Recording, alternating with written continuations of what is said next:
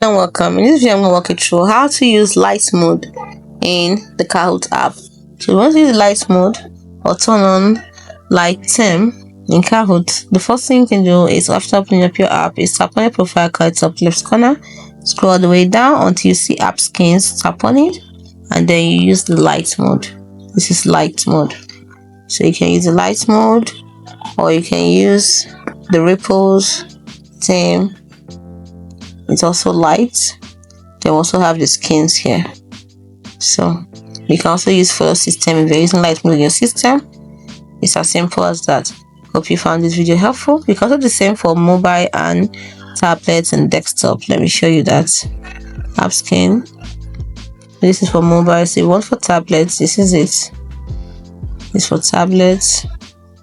This is where it's gonna appear. We use the dark mode. This is how it to appear on the tablet.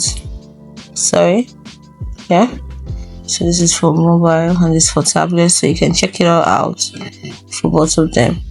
It's as simple as that. Hope you found this video helpful. Do not forget to like and subscribe to this channel for more. Thanks for watching.